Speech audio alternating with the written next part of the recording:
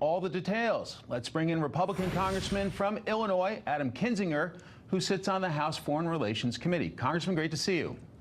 Hey, good to see you.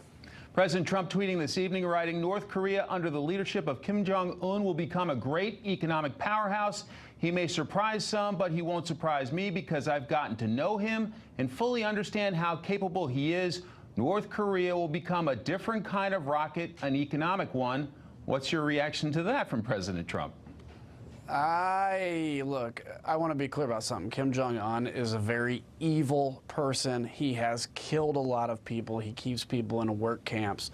And the whole reason we're in this position is because he's trying to develop a nuclear weapons program. So I'm always uncomfortable when the president compliments him.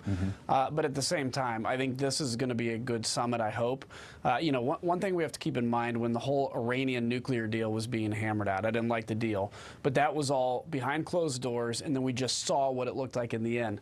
This process with North Korea plays out in public. So there's going to be ups and downs in this. There's going to be like high moments and low moments.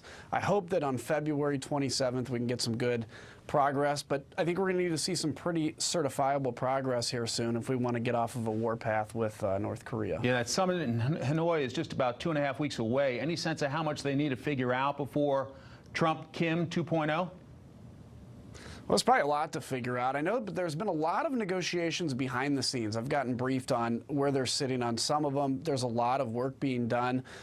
So it's one thing to kind of map out where we want to go from here. Here's some deliverables we can walk out with. But what I am concerned with, and I think needs to be very clear, is it's time for some deliverables. I worry that we're going to pull troops out of South Korea. I worry that we're going to declare an end to the Korean War and start giving all these things without getting something that's verifiable and certifiable. I think President Trump is doing the right thing on this path because I think the alternative is really bad and we have to do everything we can. But it is time for Kim Jong-un to give us some certifiables, besides that he's just not shooting missiles around. Michael O'Hanlon from Brookings suggests the president should get pragmatic. He should do a deal that eliminates North Korea's ability to produce more bombs as well as longer-range missiles in exchange for a partial lifting of sanctions. What do you think about that idea? Yeah, I mean, there's stuff I'm uncomfortable with any kind of a deal like that because it means we're going to have to give something to a very evil man. And I think it's, again, incumbent on us to remember he's a very evil man. But in reality, there's going to be some give. And I think the president's point about, hey, the North Korean economy can be good if they come to a footing of peace instead of war, I think is possible. There's got to be some carrots in this.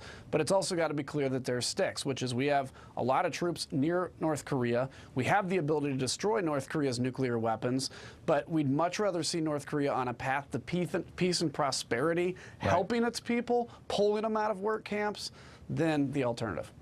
All right, in our final moments here, we're a week out from another funding deadline. Here we go again. What are you hearing from your friends and colleagues involved in the talks? Are we going to get a deal? I think we are. I think it's going to end up being something where probably nobody's happy, but everybody's happy. It'll be one of those things. I think we're not going to shut down. It seems like the Democrats are giving a little bit from what I'm hearing. We're probably going to have to give a little bit. And ultimately, we're not going to shut the government down because we shouldn't. We need to build some wall. We need to get border security. I think we're on the path. But look, I'm an optimist, and about 87% of the time, my optimism's wrong. So who knows? Well, hopefully you're right this time. Congressman Adam Kinzinger from the great state of Illinois, thank you so much. Have a great weekend.